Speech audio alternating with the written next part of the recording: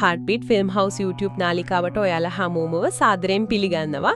අද අපි කතා කරන්න හිතුවේ දකුණු ඉන්දියාවේ හදපු අර කුතුහලය, සැකය, එහෙම උපරිමින් තියෙන ෆිල්ම්ස් ටිකක් ගැන. ඔව්.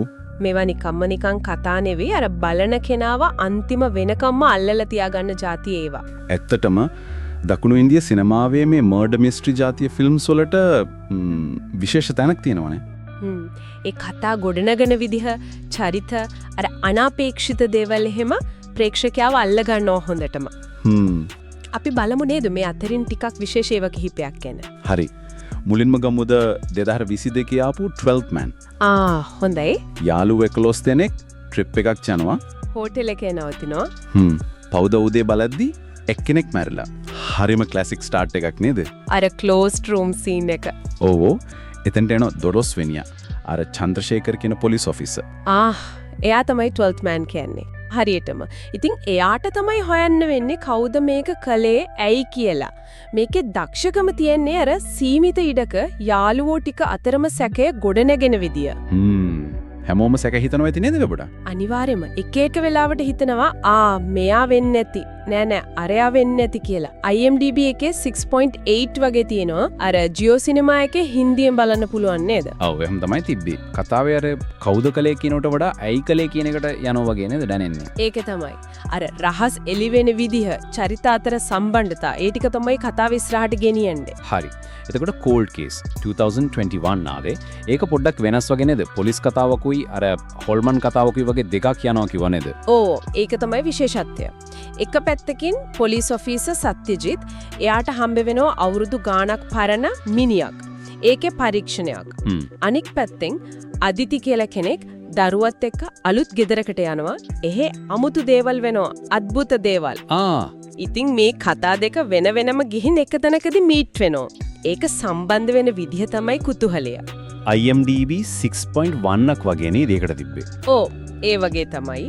අර පොලිස් පරීක්ෂණයක ලොජික් එකයි හොල්මන් කතාවක අර අద్భుත ගතියයි ඒ දෙක බැලන්ස් කරන්න try කරලා තියෙනවා. Amazon Prime Video එකේ හින්දියෙන් තියෙනවා. ඒ වගේ කතා දෙකක් එකට ගෙනියන එක ලේසි නෑ නේද? සමහර වෙලා එකක් අනික්කට වඩා උඩට එන්න පුළුවන්. cold case එකේ එක කොහොමද manage වෙලා තියෙන්නේ? ඒකේ ඉතින් බලන කෙනා අනුව වෙනස් වෙයි. සමහරුන්ට මික්ස් එක හොඳකම සෙට් වෙයි. තව අයට පොඩ්ඩක් එකක් කණිකට බාධාවක් වගේ හිතෙන්න තිඳ තියෙනවා. ඒත් අර උත්සාහයම හොඳයි. හරි. දැන් කැඩවගෙන කතා කරමු 2022 ආවේ. ඒකත් වෙනස්ම කතාවක් වගේ අර ෆොරෙන්සික් පැත්තට බර. වෛද්‍ය බාන්ද්‍රා එයා තමයි ප්‍රධාන චරිතේ ෆොරෙන්සික් එක්ස්පර්ට් කෙනෙක්. පිලිස්සුණු මිනිහක් ගැන පරීක්ෂණයක්. ඒත් කතාවේ අමුතුම දේ වෙන්නේ හිරේ ඉන්න වැරදිකාරයෙක් එයා මේ මිනිමැරුම කලා කියලා බාර ගන්නවා. හිරේ ඉන්න කෙනෙක්. එච්චරක් නෙමෙයි. එයා තව මිනිමැරුමක් ගැනත් කියනවා. අනාවැකියක් වගේ. ඒකත් වෙනවද? ඒකත් වෙනවා. IMDb වගේ 6.5ක් වගේ. ඉතින් ප්‍රශ්නේ තමයි හිරේ ඉඳගෙන කොහොමද මේවා කරන්නේ? ඒ ගැන ඇත්තටම හිතන්න දෙයක්. කොහොමද එහෙම වෙන්නේ? ඒක තමයි අභිරහස. අර ෆොරෙන්සික් පැත්තෙන් යන ඉන්වෙස්ටිගේෂන් එකයි මේ අద్భుත වගේ පේන සීන් එකයි දෙක හතරේ ප්‍රේක්ෂකයව පටලවනවා. තාර්කික පැහැදිලි කිරීමක්ද වෙන මොකක් හරිද? ඒක නම් අනිවාර්ය බලන්න ඕන එකක් වගේ. හරි. දැන් එමුද අර හැමෝම වගේ කතා කරන IMDb රේටින් එකත් ගොඩක් ඉහළ 8.3ක් වගේ තියෙන රැටසන් 2018 එකට. රැටසන් ෆිල්ම් ඩිරෙක්ටර් කෙනෙක් වෙන්නේ ඉඳලා පොලිසියට ගිය කෙනෙක් නේද අරුන්? රැටසන්නා ඉතින් ඒක වෙනමම එක්ස්පීරියන්ස් එකක්. නිකම් මර්ඩර් මිස්ට්‍රි එකක් විතරක් නෙමෙයි. ඒක හදන ප්‍රෙෂර් එක, අර බය, ඒක සුපිරිටම කියනවා. ඉස්කෝලේ යන වයසේ ගෑනු ළමයි වෙනේද ටාගට් කරන්නේ? අර ධාරම ඝාතකයා එයා කරන විදිහ ඒක ප්‍රේක්ෂකයන්ගේ හිතට වදිනවා. බය හිතනවා. ෆිල්ම් එකේ වේගය, මියුසික් එක, කැමරා ඇන්ගල්ස් ඔක්කොම අර කුතුහලයයි බයයි උපරිම කරනවා. අර ප්‍රධාන චරිතේ අරුන් එයාගේ අර ෆිල්ම් ඩිරෙක්ටර් බෑග්ග්‍රවුන්ඩ් එකත් පාවිච්චි කරනව නේද ඝාතකයාව හොයාගන්න. ඒක කතාවට අලුත් ඩයිමෙන්ෂන් එකක් දෙනවා. එයා හිතන විදිහ, ඝාතකයාගේ පැටර්න් එක හොයන විදිහ ඒක වෙනස්. ඒක මෙච්චර විශේෂ. අනිවාර්යෙන්ම බලන්න ඕන ලිස්ට් එකේ උඩින්ම තියෙන්න ඕන එකක් වගේ. අනිවාර්යෙන්ම. ඉතින් මේ චිත්‍රපට ටික ගැන කතා කරද්දී පේනව නේද? දකුණු ඉන්දියාවේ මේ ත්‍රාසජනක මිනිමෙරුම් අභිරහස් ජාතිය කොච්චර විවිධාකාරද කියලා.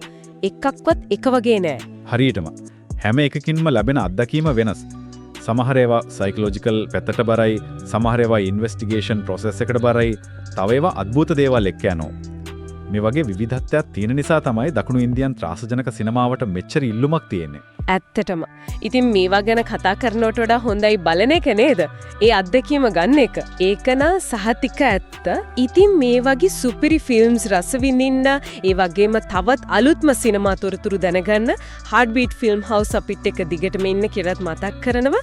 ෆිල්ම් එක බලන්න අපේ channel එකට සිට් වෙන්න.